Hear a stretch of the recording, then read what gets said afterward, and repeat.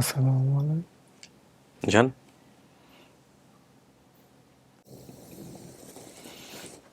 কই ছিলা তুমি এতদিন? যান, ওনার কাছে গিয়ে বসেন।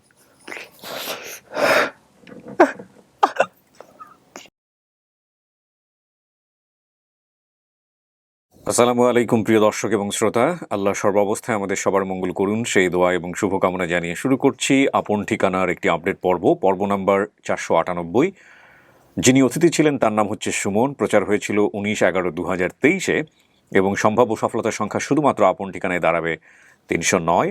এবং আপনারা জানেন যে লস্ট অ্যান্ড ফাউন্ডে আমাদের 30টি ভিডিও সফল হয়েছে, তো সেদিক থেকে হচ্ছে 339 এবং 10টিরও বেশি ভিডিও কিন্তু আমাদের রেজাল্ট পেন্ডিং আছে। তো সেদিক থেকে আসলে 350 হয়তো বা আমরা ইন টোটালি ক্রস করেই গেছি, কিন্তু অফিসিয়ালি আমাদেরকে যেভাবে অ্যানাউন্স করা দরকার সেভাবে আমরা নাম্বারটা বলছি। এবং এই সুমনের যে তথ্য বা সুমনের যে ভিডিওটা ছিল সেই ভিডিওতে অত্যন্ত হৃদয় বিদারক একটা ভিডিও। আমি বলবো যে পুরো ভিডিওটা আপনারা দেখেছেন কিনা আমি জানি না, আমার কিছুটা সামারি মনে আছে, কিছুটা সারাংশ মনে আছে। এবং সেই সারাংশের জায়গাটিতে ওর যে আকুতিগুলো ছিল, ও যেভাবে হারিয়ে যাওয়ার পরে প্রত্যেকটা মানুষের কাছে গিয়ে, মানে বেহাত হওয়ার পরে প্রত্যেকটা মানুষের কাছে গিয়ে যেভাবে বঞ্চিত হয়েছে, লাঞ্ছিত হয়েছে, নিজের জীবনের আইডেন্টিটি খোঁজার জন্যে প্রতি মুহূর্তে যেভাবে চেষ্টা করে গেছে, সেটার একটা উপসংহার টানার চেষ্টা করছিল আমাদের এই আপন ঠিকানার ভিডিওর মধ্য দিয়ে। খুব কঠিন। তো আমাকে আসলে তথ্য পাঠিয়েছেন যারা বলবো না, আমি এখানে যেটা পাচ্ছি যে উৎস সন্ধানকারী ভূমিকায় সুমনের দাবিকৃত দাদা, ভেরি ইন্টারেস্টিং, সুমনের দাবিকৃত দাদা তিনি আমাদের অফিসের নাম্বারে ফোন দিয়েছিলেন এবং ফোন দিয়ে তিনি আমাদেরকে জানিয়েছেন যে তার নাতি হচ্ছে সুমন। তো পরবর্তীতে আমরা কোয়ারি করেছি, লম্বা সময় নিয়েছি, কোয়ারি করবার পরে আমরা আজকে তাকে আমন্ত্রণ জানিয়েছি।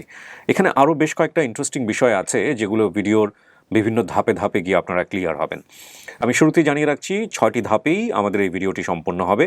প্রথম ধাপ সূচনা পর্ব, যেটা আমি এই মুহূর্তে করলাম। দ্বিতীয় ধাপে গিয়ে আমরা সুমন এবং সুমনের সঙ্গে যদি কেউ এসে থাকেন তার সঙ্গে আমরা একটু ইন্ট্রোডাকশন বা একটু কথা বলবো এবং পরিচিত হব। তারপরে আমরা সুমনকে স্টুডিওতে নিয়ে এসে লকড অবস্থায় রাখবো, সাউন্ড প্রুফ অবস্থায় রাখবো।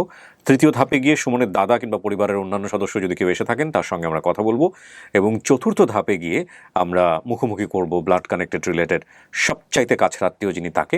আপনারা তো নিশ্চয়ই জানেন সেই পর্যায়ে সবচেয়ে গুরুত্বপূর্ণ পর্যায়ে ফোর্থ যে স্টেপটা, সেখানে সুমন সিদ্ধান্ত দেবেন যে তিনি আসলে যিনি এসছেন দাবি নিয়ে যে এটাই হচ্ছে সুমনের নাতি কিংবা বাবা কিংবা মা, তিনি তাকে মানছেন কিনা, এটা সুমনের সিদ্ধান্তের উপরই নির্ভর করবে। পঞ্চম ধাপে গিয়ে আমরা গেট টুগেদার করিয়ে দেবো যদি সুমনের পরিবার থেকে কেউ এসে থাকেন এবং একই সাথে যারা দাবি করে এসছেন তাদের আত্মীয় স্বজন যদি কেউ এসে থাকেন তাদের সঙ্গে তাদের মোলাকাত। এবং ষষ্ঠ ধাপে গিয়ে আমি একটা উপসংহার টানি। এই মোট 6টি ধাপে আমাদের আপন ঠিকানার আপডেট ভিডিওগুলো সম্পন্ন হয়। মোটা দাগে যদি আমরা বলি, এর বাইরেও কিন্তু আমরা অনেক সময় দেখেছি যে আমরা একটু এদিক ওদিক করে ফেলি, কারণ অনেক সময় আসলে 6টা ধাপের প্রয়োজনও হয় না। তবে এই যে গ্রামারটা, এই গ্রামের বাইরে কোনো কিছু হলে আমাদের যারা পুরনো দর্শক আছেন তারা নিতে চান না এবং তারা ধরেই নেন যে এরপর এটা ঘটবে, এরপর এটা ঘটবে। তো এই হলো বিষয়। আর এই পুরো প্রক্রিয়ার মধ্যে আপনারা নিশ্চয়ই জানেন যে আপন ঠিকানা কোনোভাবেই ডিএনএ টেস্ট নিজে থেকে করে না এবং ডিএনএ টেস্ট করার জন্যেও আমাদের গেস্ট যারা আছেন তাদেরকে বাধ্য করেন না। তবে আমরা অফিসিয়ালি যেসব ডকুমেন্টস রাখি সেখানে কিন্তু এক ধরনের স্টেটমেন্টে যারা বেসিক ভিডিওতে আসেন এবং যারা দাবি করে আসেন যে এটা হচ্ছে তার পরিবারের সদস্য, তারা কিন্তু এক ধরনের সিগনেচার বা স্টেটমেন্টে স্বাক্ষর করে নেন, যেখানে স্পষ্ট করে উল্লেখ থাকেন প্রয়োজনে তারা নিজেদের মধ্যে নিজেরা ডিএনএ টেস্ট করে নেবেন। ঠিক আছে? আর আমরা ডিএনএ টেস্ট করতে পারি না বলেই আমরা কিন্তু প্রাপ্তবয়স্ক যারা আছেন তাদেরকে নিয়ে কাজ করি, কারণ তাদের বিচার বুদ্ধির ক্ষমতা আছে এবং তারা তাদের জায়গা থেকে বাংলাদেশের আইন অনুযায়ী সিদ্ধান্ত দিতে পারেন। তো সব কিছু ওপেন। এই অবস্থায় আমরা কাজ করে চলেছি প্রায় 3.5 বছরের মতো সময় এবং আপনারা তো আমাদের সফলতার গল্প জানেনই। তো যাই হোক, আমি আর সূচনা পর্ব বড় করছি না, আমি এই পর্যায়ে চলে যাচ্ছি দ্বিতীয় ধাপে। আসসালামু আলাইকুম। সুমন, কেমন আছেন আপনি? ভালো আছেন স্যার? ভালো আছি। আপনার চেহারা দেখে মনে পড়েছে আপনার ভিডিওর মধ্যে আপনার অনেক আকুতি ছিল, যেখানে আপনি বিভিন্নভাবে কথা বলেছিলেন আপনার এই ফ্যামিলিটাকে নিয়ে আপনার হারিয়ে যাওয়ার পরে। আচ্ছা, আপনার কাছে আসার আগে ওনার সাথে একটু পরিচিত। আপনার নাম? আমার নাম মাহমুদা। মাহমুদা কি হন আপনি সুমনের? ওয়াইফ। আপনি নাকি বলছিলেন ফার্স্ট ভিডিওতে বিয়ে শাদী করতে পারতেছেন, এরকম কোনো কিছু ছিল নাকি ফার্স্ট ভিডিওতে? নাকি? হ্যাঁ, এটা আমার মনের মানুষ। ও পরের ভিডিওতে আপনি মানে কি ভিডিও করার পরে আপনি বিয়ে শাদী করছেন নাকি বিয়ে করার পরে? হ্যাঁ, করার পরে আসছিল। বিয়ে করার পরে আসছিলেন। কি জটিলতা ছিল বলেন তো মাহমুদাকে নিয়ে? এই মেনে নিতে চাচ্ছি না যে ওর ফ্যামিলি নাই, কই দিমু। পরে আমার শাশুড়ি বলছে যে লাগলে আমি নদীতে ভাষায় দিই, ওর কাছে দিব। মাশাআল্লাহ, আপনার শাশুড়ি তো তাহলে মাশাআল্লাহ খুবই ভালো। তারপর মাহমুদা বিয়ে কত, মাহমুদা না কতদিন হলো বিয়ে হয়েছে? আমাদের বিয়ে হয়েছে 3 মাস। 3 মাস। কেমন হাজবেন্ড হিসেবে? ভালো। ভালো। এই যে আপনি তো জানেন যে ওর আত্মীয় স্বজন বা ছোটবেলায় এক জায়গা থেকে হারায় গেছে, এটা জেনে শুনে আপনি ওকে বিয়ে করছিলেন? জি। এর কোনো সমস্যা হয় নাই? মাছটা খুলবো? হ্যাঁ, না মাস্ক যদি ও না খুলতে চায় আমার কোনো আপত্তি নেই। আপনি কি মাস্ক খুলতে চান না, চেহারা দেখাতে চান না? ঠিক আছে, থাক, সমস্যা নেই। এখন কথা হলো যে আপনি তো জানছেন যে আমরা একটা পরিবারের সন্ধান পাইছি যারা আপনাকে দাবি করতেছে। জি, আপনি নিজে থেকে যোগাযোগ করছিলেন ওই পরিবারের সঙ্গে? জি না স্যার, আমি তো যোগাযোগ করেন নাই? স্বপ্নের মতো আছি। স্বপ্নের মধ্যে আছেন। ঠিক আছে, দেখা যাক কি হয়। চলেন আপনাকে ভিতরে নিব। আপনার ওয়াইফ বাইরে থাকবে, আল্লাহ যদি আপনার কপালে লিখে রাখে তো ভালো কিছুই হবে ইনশাল্লাহ। আপনি পাশের রুমে এসে বসেন। সুমন, এখানে একা একা বসতে হবে 15-20 মিনিট, হ্যাঁ? জি স্যার। এই সময়টাতে আমি বাইরে কাজ করব, করে আমি ভিতরে আসবো। আপনার কোনো কিছু দরকার হলো ওই যে কলিং বেল আছে, হ্যাঁ, কলিং বেলে চাপ দিলেই হবে। 15-20 মিনিট, হ্যাঁ জি স্যার। হ্যাঁ। একা একা থাকতে কোনো সমস্যা নেই তো? না। 10-15 মিনিট, ঠিক আছে? ওকে। আমরা থার্ড পার্ট বা তৃতীয় ধাপ শুরু করলাম প্রিয় দর্শক এবং শ্রোতা। এখানে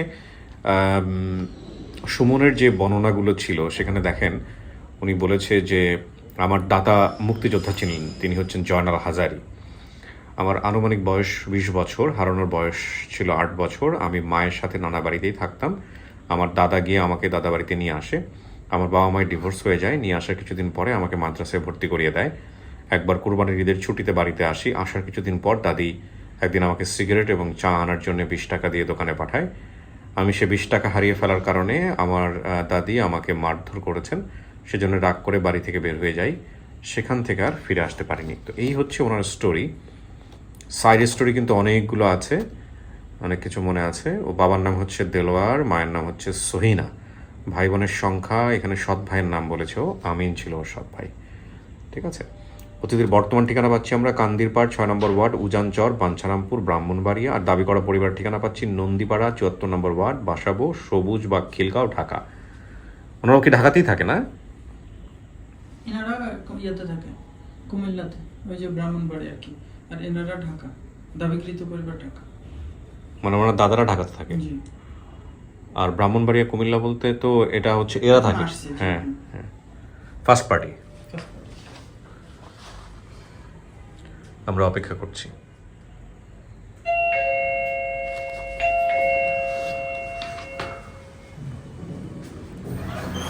আসসালামু আলাইকুম। আসসালামু আলাইকুম। ওয়ালাইকুম আসসালাম। জি, এখানে বসুন। আসসালামু আলাইকুম। বসেন। ভালো আছেন? আলহামদুলিল্লাহ। আলহামদুলিল্লাহ। আপনি কেমন আছেন? জি আলহামদুলিল্লাহ। আপনার নাম? আমার নাম হইল যে আবুল হোসেন। আপনি কি হন সুমনের? দাদা। কিন্তু বলছো ওর দাদার নাম তো জয়নাল হাজারি। আর একটা নাম, ডাক নাম ছিল আমার জয়নাল হাজারি। ডাক নাম ছিল জয়নাল হাজারি? জি। জয়নাল হাজারির মতো দেখতেও তো আপনি কিছুটা। এখন তো স্যার কিছুই নাই শরীরের আপনি মধ্যে। আমাকে স্যার বলেন না, আমি আপনার নাতির বয়সী। আপনাকে আমি স্যার বলবো। আপনি যে মুক্তিযোদ্ধা না? জি, জি। বীর মুক্তিযোদ্ধা, মাশাআল্লাহ জি, জি। মাশাআল্লাহ। যাই হোক, তো ডাক নাম জয়নাল হাজারি। জি এটা কি আপনি ভিডিওটা দেখছেন? আমাদের এই যে ভিডিওটা, যেই আমাদের সুমনকে নিয়ে যে ভিডিওটা আমরা ছাড়ছিলাম, জি জি। আপনি সন্ধান পাইলেন কিভাবে, খোঁজ পাইলেন কিভাবে? এটা অন্য এক লোকে আমার পরিবারে বললো হ্যাঁ যে তোমার নাকি নাতি হারানো গেছিল। কয় এই ব্যাপারে মুখের ইয়ার মধ্যে, মোবাইলের মধ্যে হ্যাঁ। এটা দেখাইতেছে। আচ্ছা। আমার পরিবার দেখে আমার বললো, হ্যাঁ, বলার পরে তখন আমি দেখলেন? দেখলাম। সব তথ্য মিলছে? জি। সব তথ্য মিলছে? সুমন যেগুলা বলছে ভিডিওতে সব তথ্য মিলছে আপনার পরিবারের হ্যাঁ, সঙ্গে? হ্যাঁ। হুবহু মিলছে? জি। তো আপনার ছেলে কই? আমার ছেলে তো ছেলের জায়গায় আছে নারায়ণগঞ্জ। ছেলে খবর পায় নাই যে এরকম তার সন্তান? না না, হ্যাঁ ছেলের খবর দেয় নাই, কারণ তারে যখন তার নানার বাড়ি থেকে নিয়ে আসি আমি, হ্যাঁ। তখন তো 6 বছরের 5 বছরের মতো ছিল। আচ্ছা। 6 বছরের পর ছিল, তখনই ও কোনো রকম পাত্তা দেয় নাই। ছেলেই পাত্তা দেয় নাই? ছেলে পাত্তা দেয় না। মানে আপনার- তারা স্বামী স্ত্রীর মধ্যে গরমিল ছিল। আচ্ছা, তো ঠিক আছে, নিজের সন্তানকে পাত্তা দিবে না? নিজের সন্তান তো নিজের পরিবারেই আছে। মানে বর্তা এটা আমি বেশি কিছু বলতে পারবো না। আচ্ছা। আমার শরীরটা ভালো না। হ্যাঁ। মানে না, এটা আপনি শোনেন, আপনি এটা আমাদের দর্শকদের একটা আগ্রহ থাকতে পারে, এই কারণেই আমি জিজ্ঞাসা করতেছি আপনাকে। তো বাবা কি পরবর্তীতে সংসার করছে না? হ্যাঁ সংসার করছে ওইখানে নারায়ণগঞ্জে আছে, তো ওনাকে জানানোর দরকার ছিল না এতদিন পরে তোমার ছেলে বের হয়েছে? ওনার মা কি বেঁচে আছে? ছেলের মা বেঁচে আছে? মানে আমাদের সুমনের মা বেঁচে আছে কিনা আপনি জানেন? বলতে পারি না। খোঁজ খবর রাখেন নাই? না। আচ্ছা। তারপরে আমি যে নিয়ে আসলাম ওরে, নিয়ে এসে মাদ্রাসায় ভর্তি করে দিলাম, হুম আমার প্রায় 60,000 টাকার মতো খরচ হয়েছে হুম এই মাদ্রাসায়। তারপরে আপনার এখন তো আল্লাহর হুকুম, হুম হারানি গেল, হুম পাই না যখন তো হারানি গেল। কিন্তু ওর নানিটা বিশেষ করে নানিটা তো আমার সম্বন্ধে জানে না, এই জন্য বলতে যে কয় ও নিয়ে বিক্রি করে দিয়েছে। ও আপনার নানি, ওর নানি অভিযোগ তুলছে আপনার বিরুদ্ধে? অভিযোগ তুলছে, আমি বিক্রি করে দিয়েছে। তখন আমি কি করলাম, আমি সে শুনতো বেশি কিছু করতে গেলে মাইছে আরো বেশি করে শুনবো। হুম হ্যাঁ, এটা তো আমার জন্য একটা কলঙ্ক জি। এই কথাটা। তখন আমি বলছি ঠিক আছে আমি বিক্রি করে নিলাম, আমার নাতি আমি বিক্রি করছি। মানে কথা শেষ করার জন্য আমার এটা? নাতি দিলে ওই তো তুমি আমার সঙ্গে দিয়ে দিছিল, তোমার এখানে ছিল তো, তোমার এখান থেকে আমার এনে দিয়ে দিলা কেন? আমার নাতি বিল্লা, আমার নাতির অধিকারে, এখন আমার নাতির অধিকারে আমি বিক্রি করে দিচ্ছি। তো এখন যদি আল্লাহ ফিরাইয়া দেয়, এখন যদি যায়, এখন দুনিয়ার লোকে বলবো যে ঘটনা কি ঘটছিল? তারে বলবো তুমি দেওয়া হাজারিরে বহুত কিছু দোষারোপ করছো, আচ্ছা। বহুত অপমান করছো লোক সমাজে, কিন্তু সে তো কিছু বলে নাই। হ্যাঁ, তারপরে এখন তোমার নাতি বলে বিক্রি করে লাইলে কই করতে চাইলো। এখন আপনার পরিবারে আছে কে কে? আপনার সঙ্গে আছে কে কে? আমার সঙ্গে আমার ছোট পরিবার আছে। আপনার দ্বিতীয় স্ত্রী আপনার সঙ্গে? দ্বিতীয় স্ত্রী, প্রথম স্ত্রী মারা গেছে। এখন এই আপনার দ্বিতীয় স্ত্রী কি নাতিকে নিতে আগ্রহী আছে? আগ্রহী না? যাক মাশাআল্লাহ, আগ্রহী। আর সবচেয়ে বড় কথা হলো আমি যখন আগ্রহী, তাহলে সব আমার আগ্রহী। এক্স্যাক্টলি সেটাই। বুঝলি? ছেলে মেয়ে কেউই তো আসলো না। এর বাবার ছবি আছে আপনার কাছে? নাই আমার কাছে। এখন এরও তো মনে করেন দেখে চেনাশোনার একটা ব্যাপার আছে, ছবি থাকলে ভালো হইতো যে বাপকে দেখে চেনে কি না। না, নাই, ছবি নাই। ছবি নাই। কত বছর আগে হারাইছে আপনার এই নাতি? নাতি হারাইছে যে অন্তত 15 বছর। 15 বছর। আপনি তো ফোন দিছিলেন আমাদের এখানে না? জি জি। ঘটনাটা কি বলতে পারবেন একটু? আপনি বলেন তো কি হয়েছে। হ্যাঁ, আমরা ভিডিও যেদিন পাবলিশ হয় ভালো কোনো তথ্য পাচ্ছিলাম না। পরের দিন সকালবেলা একটা ভয়েস কল আসে ওনার নাম্বার থেকে। তো উনি বলে যে আমি সুমনের দাদু, আমার নাম হচ্ছে জয়নাল হাজারে, আমাকে কল ব্যাক করুন। পরে আমি ওনাকে কল দিয়েছি। দেওয়ার পর আপনি কি জানতে পারছেন? উনি জানলো কার কাছ থেকে? হ্যাঁ, ভিডিও উনি বলছে যে একটা মাধ্যম দিয়ে উনি, মানে একটা লোক বলছে ওনাকে যে ভিডিওটা দেখার জন্য, কিন্তু উনি নাম সঠিকভাবে বলতেও পারে না। যেই লোকটা আপনাকে বলছে ভিডিও দেখার জন্য, ওই লোকটা কি হয় আপনার সম্পর্কে?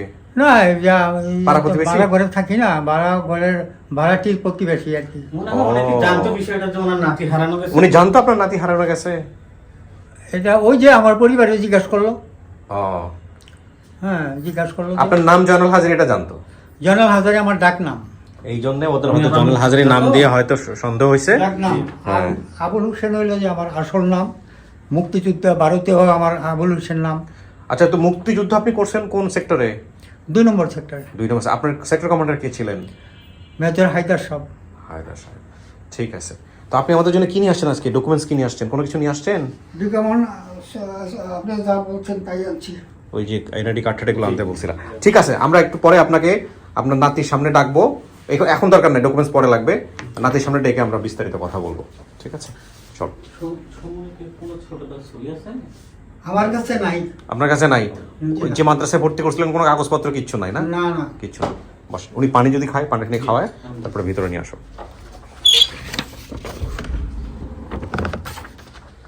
কিছু শোনা গেছে সুমন ভিতর থেকে? শোনা যায় না? সুমন, আপনার কি মনে আছে কত বছর আগে হারাইছেন আনুমানিক? মনে নাই না? এখন পরিবার তো ধরেন, আপনি কি আমাদের অনুষ্ঠানগুলো দেখছেন এর আগে? 2-1টা দেখছেন? আপন ঠিকানার আপডেট অনেকগুলা। এরকম পরিবার কিন্তু অনেক সময় পাওয়া যায় যে আসলে কিছু নাই, খুঁজে বের করলো কিন্তু আসলেই নাই, যাওয়ার মতো কিছু নাই, পাওয়ার মতো কিছু নাই, শুধু পরিচয়টুকুই পাওয়া গেছে। তো আপনি তো অনেক সময় দেখা যায় যে অনেক ছেলে মেয়ে এখানে অনেক প্রত্যাশা করে আসে যে বাবা বোধহয় এরকম হবে, মা বোধহয় এরকম হবে।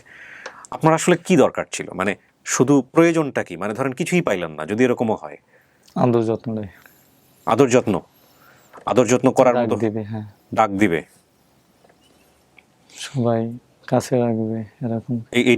এটার জন্য কেউ দূরে ঠেলে দেবে না, মানুষ যেভাবে আমাকে দূরে ঠেলে দিচ্ছে অন্য মানুষ এরকম যাতে কেউ ঠেলে না দেয়, এতটা। সবচেয়ে বড় কষ্ট অবহেলা, যে অবহেলা করে তার সাথে থেকে কি করবো।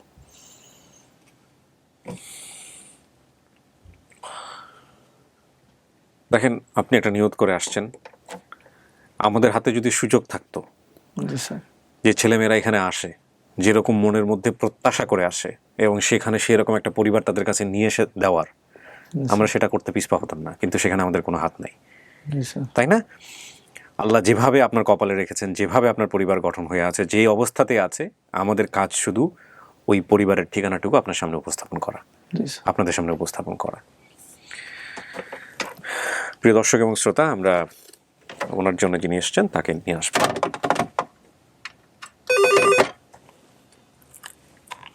হ্যাঁ, পাঠাই দাও। হ্যাঁ, একটু সোজা হয়ে বসেন। হ্যাঁ, সোজা। হ্যাঁ, পারফেক্ট।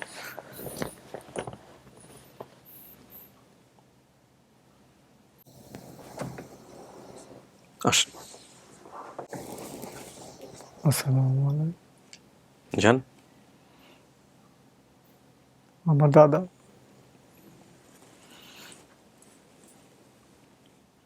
কই ছিল তুমি এতদিন? যান, ওনার কাছে গিয়ে বসেন।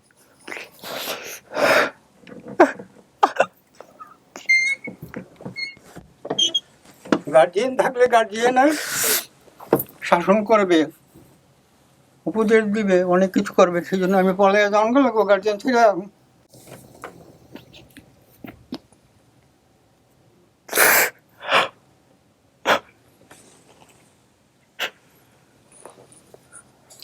তোমার নানি আমার আমার লোকের ক্ষমতা পারে না বিল্লা, নাইলে আমার জেলে দিলে আমি নিয়ে আমার নাতি বিক্রি করে লেছি।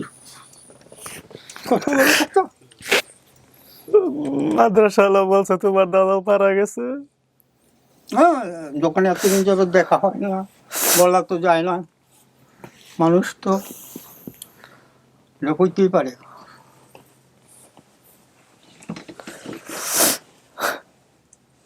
তো মানুষও কইছে মারা গেছে, আল্লাহ বাঁচায় রাখছে। কথা হইলো এটুক। আর কে আসছে? তোমার বড় দাদি তো মারা গেছে। আয়সা। হ্যাঁ, ওখানে তোমার উপর বাড়ি করে দিছি নারায়ণগঞ্জ, তোমার উপরে। ফুপু কোন দেশে জানে থাকতো? বিদেশ সৌদি, লেবাননে যেমন শুনছিলাম। লেবানন থেকে সৌদি গেছিল গা আইয়া। হ্যাঁ, তারপরে এখানে মদনগুঞ্জ বাড়ি করছে, টাকা লইছিল আর কি। তা আমি তোমার দাদি যাইয়া সরকারি লোন লইয়া 3 লাখ টাকা দিয়া এই বিল্ডিং করে দিছি, 3 সিট বিল্ডিং। ওই বিল্ডিংয়ে তোমার কাকা আছে, ছোট কাকা। মোবারক কাকা। হ আমার কথা বলেনি তারা? বললে কি লাভ হইব? বললে কেউ লাভ হইব? আমার আম্মু কই? বলতে পারি না আমি। আর ওই যে বললাম না তোমার আমি, যে তোমার নানি ক্ষমতা কুলায় নাই যে আমারে অ্যারেস্ট করাইয়া দেয় বা আমার জেলে দেয়। আমি কি ওইসব জায়গায় যাই? তোমার নানির দেশে যায়। আবার তোমার বড় দাদি মারা গেল, তো তার বাপের বাড়ি, তার বোনের বাড়ি তো ওই গ্রামেই, তোমার নানির গ্রামে। কোন জায়গায়? থুল্লা বাকরনগর। ফুল্লা বাকরনগর কোন থানা এটা? মুরাদনগর থানা। আমি বলছিলাম না যে আমার নানি বাড়ি ছিল হোমনা মুরাদনগর, আমি শুনছিলাম। আচ্ছা, তাহলে সেখানে আমি যাই না, আমার তো মান সম্মান আছে। তো এখন তো আমার পাইছেন, এখন তো আপনার কোনো ভয় নাই বা আপনার কোনো টেনশন নাই দাদা। আমার তো ভয় কোনো সময় ছিল না। আপনি একজন তারা বীর আমার মুক্তিযোদ্ধা, আমি গর্ব করে বলতাম। আমি বলছি না যে আমার দাদা মুক্তিযোদ্ধা ছিল? তুমি না আমার সাইকেলে করে নিয়ে দিয়ে মাদ্রাসায় ছোটবেলা। ওহ, আমার দাদা বলতো গাড়ি ঘোড়ায় চড়ে, লেখাপড়া করে যে গাড়ি ঘোড়ায় চড়ে সে। আল্লাহু আকবার, আল্লাহ। দাদা কত বছর হয়েছে আমি হারাইছি? কত? 15 বছর। 15 বছর। আমি তো নন্দীপাড়া থেকে এর আগে উঠছিলাম না। তুমি নিজেই জানো ভালো কি করছো না করছো, কি করছো। আর আমি জানি আমি কি করছি না করছি। তোমার সাইকেলটা আছে নি? সাইকেল ওইটা বিক্রি করে, আবার আরেকটা আছে অনেক। আব্বু কি করে? তোমার আব্বু ওই আগের কাজেই, হন তো অধবতন, হন তো বাত নাই। আমি জানতাম আমার আব্বু রাজনীতি করে, শুনছিলাম। রাজনীতি করে তো, এরকম রাজনীতি করতে বিএনপি করতো, অনেক বিএনপির কোনো কোনো কিছু নাই, হন আছে, অসুবিধার মেজে নেই। কিছুদিন পর পর নন্দীপাড়া আসে, আইসা কি করবে?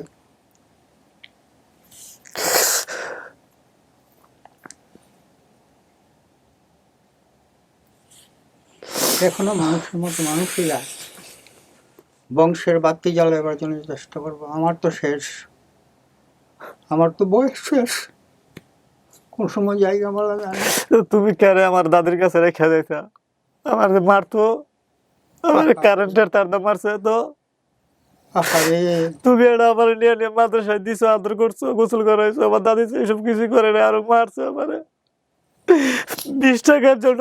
মারে 20 টাকার লাগে আজকে আমার জীবনে এমন 20 টাকা।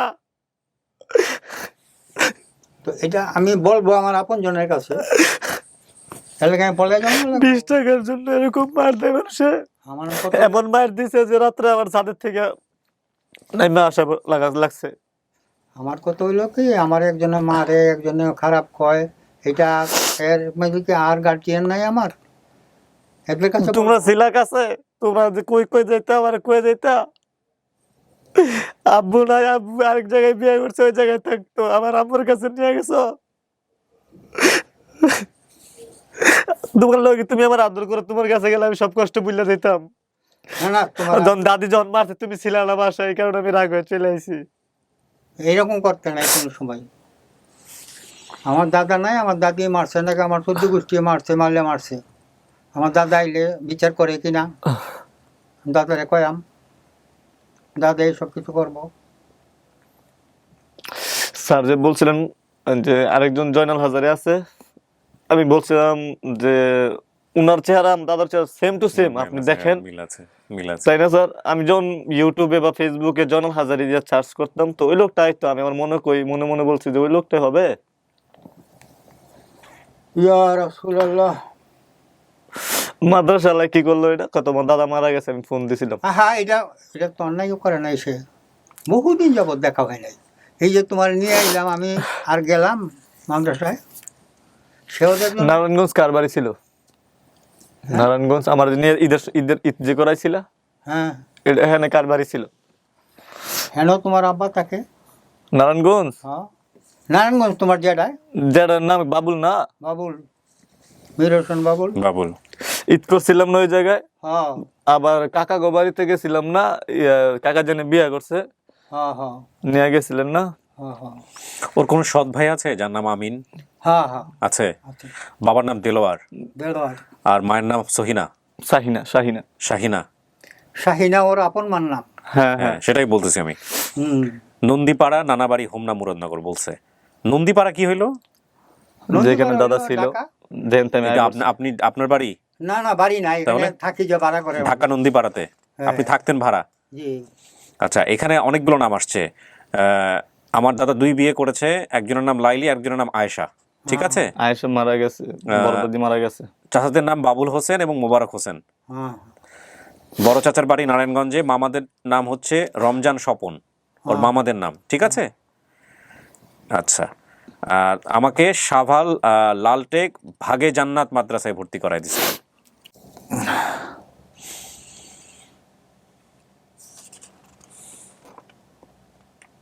নানির বাড়ির সাথে তুমি যে আমার আনতে গেছিলা ছোটবেলা, বলছিলে না টিভি আছে আমাগো বাড়িতে?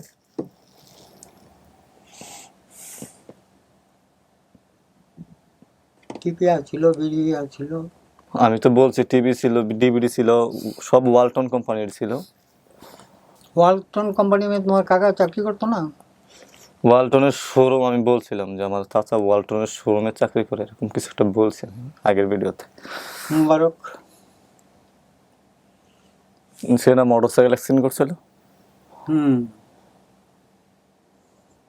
ফুফু এখন বর্তমানে কই থাকে? তোমার হুপু থাকে, তোমার হুপুর আবার বিয়ে হয়েছে পরে ইয়াতে মুন্সিগঞ্জ। ফুফুর নাম কি? ওর নাম হইলো, ডাক নাম হইলো পাখি। নোট করে না ভাই, অবচেতন মনে করতেছেন তো, ঠিক আছে সমস্যা নেই। পাখি আর এমনি হইলো মর্জিনা। পাখি আমার নিয়ে ফুফু আর কে জানি ইয়াতে ঘুরতে নিয়ে গেছিল জাদুঘরে ছোটবেলায়, বলছিল আপনার কোন সময়? হুম? ফুফু কোনদিন বলছিল যে সুমন রে নিয়ে আমরা জাদুঘরে ঘুরতে গিয়েছিলাম। কোন জাদুঘর এটা? বঙ্গবন্ধু, না না বঙ্গবন্ধু জাদুঘর, যেমন ও আচ্ছা। আগারগা। সুমন, আমরা তাহলে বাকি বিষয়গুলো নিয়ে আর কথা না বলি। আপনি যেহেতু ওনাকে চিনতে পারছেন, আপনি পাইছেন আপনার পরিবার, আর পরিবারটা কি অবস্থায় আছে না আছে আপনি দাদার সঙ্গে গিয়ে ধীরে ধীরে সেগুলো রিভিল করার চেষ্টা করেন। এটা আরেকটা মহাযুদ্ধ, তবে এটা ঠিক যে আপনি আপনার পরিচয় আছে, আপনি এখন এটা স্পষ্ট করে মানুষজনকে বলতে পারবেন। হ্যাঁ, আমি তো বলছি আমি রোহিঙ্গা না, আমি রোহিঙ্গা না তো স্যার, আমারও তো পিতৃ পরিচয় আছে, তাই না? না, বাই দ্য ওয়ে, আমাদের অনুষ্ঠানের মধ্য দিয়ে আমরা রোহিঙ্গা শ্রেণীর যারা আছেন তাদেরকেও রেসপেক্ট জানাচ্ছি, যদিও ও একটা খুব মানে মুখ ফসকে বলে ফেলেছে।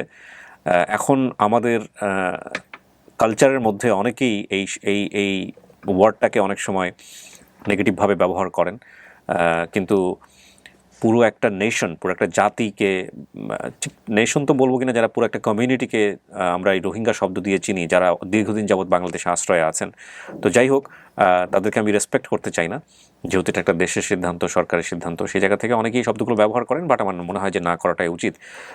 কারণ উদ্বাস্তু জীবন কে চায় বলেন? উদ্বাস্তু জীবন তো কেউ চায় না, তারা পরিস্থিতির শিকার, এই হচ্ছে বিষয়। তো নাতিরে নিয়ে এখন কি করবেন? আপনি যেভাবে বলেন এইভাবেই করবো। পরিচয়টাই রাখতে হবে, এটাই হচ্ছে সবচেয়ে বড় কথা। হ্যাঁ, কেউ কিন্তু আসে নাই আপনার জন্য। এই উনি আমাদেরকে ফোন দিয়েছে অফিসে, আমরা খুঁজেও বের করতে পারি নাই। উনি কাকে জানে ওনাকে ভিডিও দেখাইছে, দেখার পর সবকিছু মিলার পরে উনি নিজে আমাদের অফিসে ফোন দিয়েছে, তারপরে আমরা যোগাযোগ করছি। আর কেউ আসে নাই?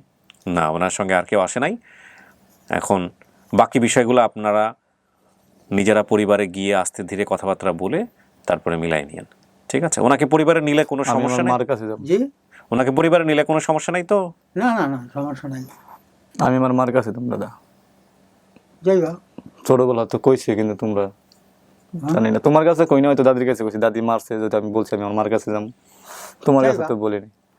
এখন কথা হইলো, যদি তোমার মার কাছে তুমি থাকতে যাও, না থাকতে যাবো কেন? হ্যাঁ, যেহেতু- কারণ হ্যাঁ অন্য জায়গায় বিয়ে হয়ে গেছে, তার ছেলে মেয়ে হয়ে গেছে সংসারে। হ্যাঁ, না, কিন্তু দেখা করুক, দেখা করার দেখা মানে করা- আপনার জায়গা থেকে সমস্ত সুযোগ সুবিধাই আপনি দিবেন, এই হচ্ছে না, বিষয়। দেখা করার জন্য আমার কোনো আপত্তি আপত্তি নাই। নাই, রাইট? হ্যাঁ, কোনো বাক স্বাধীনতার মধ্যে আমি হাত দিতে কারো রাজি না। হ্যাঁ, আমি তোমার ফোর্স করব না, তুমি আমার নাতি, আমি তোমার ছোটবেলায় নিয়ে আসছি, আজকে যদি থাকতা, তুমি আমার মাধ্যমে থাকতা, আপনার পরিচয় বড় হইতো। হ্যাঁ, অনেক কিছু সব কিছু করতাম। হ্যাঁ, আজকে বিয়ে টিয়া করাইতাম, সব কিছু করতাম। না, বিয়ের সাথে ভালোই করছে, ভালো একটা জায়গাতে বিয়ে করছে। বিয়ে আপনার তো নাতবউ আসছে, দেখা করাই দেবো এখন। আচ্ছা 3 মাস হলো বিয়ে হয়েছে, আচ্ছা। তারা আবার এত পরিচয় নাই, কোনো কিছু নাই, যাই নাই বিয়ে দিছে। তো না, কয়জনে করে? হ্যাঁ, এর শাশুড়ি তো খুব ভালো, এর শাশুড়ি বলছে যে আমার মাইয়ারে নাকি আমি বানে ভাষাই দিলাম, তারপর আমি আর লগেই দিব। তো বুঝেন, আমার শ্বশুর অনেক মারছে আমার শাশুড়ি। এটা বলার জন্য চিন্তা করা অবস্থা না। শ্বশুর আবার চিন্তা করছে তার মেয়ের কথা। যাই হোক, এগুলো আপনি আবার এতে ধরেন না। হ্যাঁ, না স্যার, এখন কথা বলে না, আমার শ্বশুরে আমার লাগে জান জীবনে। এরা কোন বাড়ি করবো কার? তোমার শ্বশুর? শ্বশুর বাড়ি এই যে বিষ্ণুন্দি ফেরিঘাটের ওই পারে। বিষ্ণন্দী। আচ্ছা, আমার কথা হলো যেখানেই হোক না কেন, মিলে থাকুক, মিলে ঝিলে থাকুক, হ্যাঁ, সংসার করুক সুন্দর করে। হ্যাঁ, তবে চিন্তা করো, তোমার বংশ পরিচয় ছিল না, তারা যে তোমার কাছে বিয়া দিছে, এটাই তো বড় কথা, এটাই তো বড় কথা। বিশাল কথা। এই জিনিসটা মনে করিয়া সবসময় তাদের সঙ্গে ব্যবহার করতে হ্যাঁ এটাই। ব্যবহার করতে তো চলেন দেখা করাই দিই আপনার নাত বউর লাগে। আপনি মানতেছেন, বাই দ্য ওয়ে, আপনি মানতেছেন এটা আপনার পরিবার স্টেটমেন্ট? হ্যাঁ, আমার দাদা, আমার দাদা আমার গোসল করাইছে না সাইকেল দিয়ে করে। আমার দাদার চিনব না? মুসলমান আমার দাদা ছোটবেলা থেকে লাগাইতে হই, ছোটবেলা থেকে আমি কোলে উঠতে এটা ধরতাম, দাদা এটা কি মুসলমানি করা আছে কেটায়? তুমি আমি করাইছি না, আজ আমি করাইছি। ও, তুমি তো তাল গাছের থেকে নাম্বার নিছিলা না ডাব গাছের থেকে? ও আল্লাহ। প্রিয় দর্শক এবং শ্রোতা, দাদা নাতির অপূর্ব সুন্দর একটা এপিসোড আজকের এই 498তম পর্ব। আলহামদুলিল্লাহ আমরা সুমনকেও তার পরিবারের ঠিকানায় ফেরাতে পেরেছি। এর মধ্য দিয়ে আমাদের সফলতার সংখ্যা দাঁড়ালো আপন ঠিকানায় specially 309। Thank you so much যারা আমাদের এই ভিডিওগুলোর ব্যাপারে সহযোগিতা করেছেন, এবং যেই লোকটি এই ভিডিও দেখে আমাদের জয়নাল হাজারী সাহেবকে গিয়ে খবর দিয়েছিলেন যে দেখো তোমার নাতিকে পাওয়া গেছে বা কিছু একটা, তাকেও বিশেষভাবে ধন্যবাদ জানাই। আল্লাহ অন্তত তার কাছে ভিডিওটা পৌঁছে দিয়েছে, সেজন্য আল্লাহ দরবারে হাজার শুকর। ওকে, ক্লিপটা খোলেন ভাই, চলে আসুন।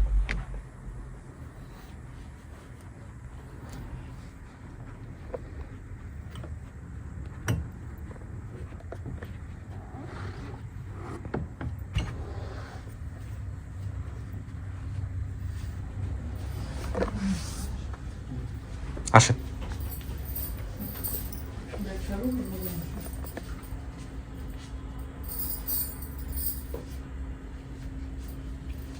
পরিচয় করে দেন।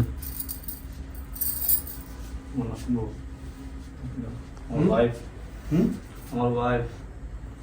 তোমার ওয়াইফ তুমি ভালো করে, আমার তো আর ওয়াইফ না।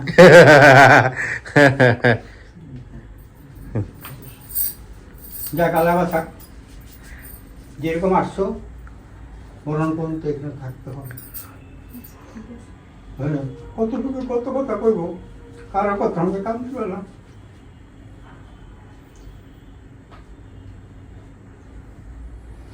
আল্লাহ।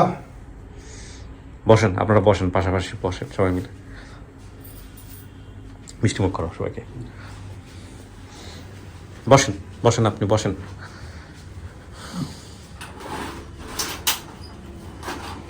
আপনাকে ধন্যবাদ যে আপনি আপনার এই স্বাস্থ্য নিয়েও আমাদের এই অনুষ্ঠানে আসছেন। আমি চলতে পারি না। হ্যাঁ, এটা আমি বুঝতে পারছি, আপনার সাথে কথা বলেই। এই যে রাস্তা দিয়ে উনি বেরো দিয়ে আনছে। ও, রাস্তা দিয়ে ধরে নিয়ে আসছে। আনছে, উপরে উঠাইছে, উনি বেরো দিয়ে। কে? আরিফ? ওর কাজে হচ্ছে ধরে ধরে নিয়ে আসা, সমস্যা নাই।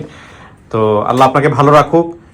আমাদের গর্ব যে আমরা আমাদের অনুষ্ঠানে একজন মুক্তিযোদ্ধাকে পেলাম, তাও এই ডিসেম্বর মাসে, বিজয়ের মাসে। আল্লাহ আপনার নেক হায়াত দেখ। আপনাদের হাত দিয়ে আমাদের দেশটা স্বাধীন হয়েছে, এটা একটা বিশাল ঘটনা ঘটে গেল। আমাদের ডিসেম্বর মাসে আমরা এরকম একজন মুক্তিযোদ্ধার সাক্ষাৎ পেলাম। আপনার বয়স কত ছিল যখন আপনি মুক্তিযুদ্ধে গেছেন? মুক্তিযুদ্ধ যায় 21-22 বছর।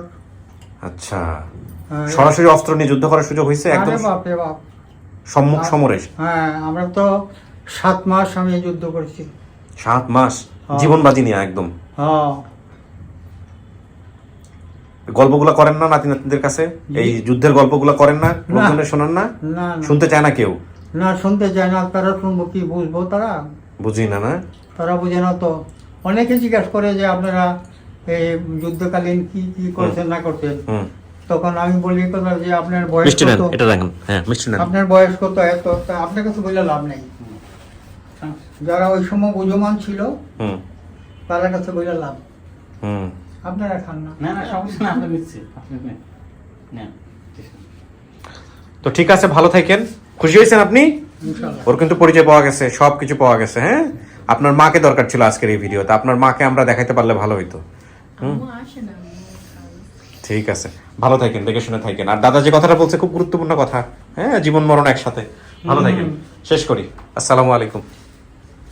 খুব, তোমরাও খাও মিষ্টি। শেষে গিয়ে যে কথাটা বলছিলাম, এটা একটা অসাধারণ ঘটনা ঘটে গেল যে ডিসেম্বর মাসে রেকর্ড হচ্ছে এটা। আমি জানি না ডিসেম্বর মাসে আপনারা দেখতে পাবেন কিনা, ততদিনে হয়তো নতুন বছর চলে আসবে। তো আমরা একজন মুক্তিযোদ্ধার সন্ধান পেলাম আমাদের এই আপন ঠিকানায়, যিনি তার নাতিকে নিতে এসছেন। খুবই ট্রাজিক একটা স্টোরি, ডেফিনেটলি। অনেকগুলো অ্যাঙ্গেল আছে আজকের এই ঘটনার মধ্যে দিয়ে। দেখবেন যে সংসার যখন বিচ্ছিন্ন হয়ে যায়, সাধারণত ভিকটিম ছেলেমেয়েরাই হয়। এই জায়গাগুলোতে একটা পরিবর্তন খুব দরকার, খুবই দরকার। আমাদের সমাজে শিক্ষার হার বাড়ছে, সমাজ পরিবর্তন হচ্ছে, মানুষের মধ্যে চৈতন্য বোধের পরিবর্তন আসছে, কিন্তু আমাদের এই বেসিক জায়গাগুলো, এই জায়গাগুলোতে আমাদের মনে হয় আমরা সেই পুরনো আমলের পুরনো ধাঁচি থেকে যাচ্ছি। আমাদের এই জায়গাগুলোতে খুব পরিবর্তন দরকার। দেখুন, এটা আমাদের ধর্মও বলে, মানবিকতাও বলে, যেটাই বলি না কেন, যে একজন মানুষের সঙ্গে যদি একজন মানুষের সংসার নাই হয়, নাই টেকে, নাও টিকতে পারে, তাই না? পৃথিবীতে শত শত লক্ষ লক্ষ ডিভোর্স হচ্ছে, প্রতিদিনই হচ্ছে। কিন্তু সন্তানের প্রতি আফটার ডিভোর্স বাবা মা হয়ে থাকার যে ব্যাপারটা, সেটা দুই পক্ষ থেকে হওয়া উচিত। অনেক সময় ভিকটিম হন ডেফিনেটলি, অনেক সময় মা হয়তো চাচ্ছেন ব্যালেন্স করতে, বাবার কারণে পারছেন না, বাবা হয়তো চাচ্ছেন ব্যালেন্স করতে, মার কারণে পারছেন না। কিন্তু চেষ্টাটুকু সারা জীবন ধরেই থাকা উচিত in a very good way, very good way. এবং আমার মনে হয় সেই জায়গাটায় দ্বিপাক্ষিক একটা সুন্দর সমাধান সারা জীবনের জন্যই থাকা উচিত, কারণ সন্তানটা তো তাদের দুজনেরই, তাই না? কিন্তু আনফর্চুনেটলি এটা হয়ে ওঠে না। আমাদের সমাজ ব্যবস্থা, আমাদের ইগো, আমাদের অনেক বড় রকমের কমপ্লেক্সিটি বা অনেক কিছু যাই বলি না কেন, সেখানে স্যাক্রিফাইস মেন্টালিটি অনেক কম, এবং যে কারণে আমরা আসলে শেষ পর্যন্ত পারি না। আর ইনক্লুডিং মি, আমি সবসময় যে কথাগুলোর মধ্যে উপদেশমূলক ব্যাপার চলে আসে, আমি সবসময় সে কথাগুলো আসলে আপনাদেরকে বলি, নিজেকে বলি, মানে বিষয়টা এরকম, আসলে কাউকে অ্যাডভাইস দেওয়ার মতো না। তো সেই জায়গাটা থেকে আজকের এই এপিসোডটা কিন্তু অনেক বড় একটা লার্নিং আমাদের জন্য। কারণ দেখেন, ওনার বাবা মায়ের সম্পর্কের অবস্থার অবনতির কারণে কিন্তু ওকে দাদা বাড়িতে নিয়ে আসা হয়, এবং সেখান থেকে ওর আসলে প্রপারলি বড় হওয়ার জায়গাটাতে কিছুটা হলো ঘাটতি ছিল, যে কারণে ওর এই অবস্থা।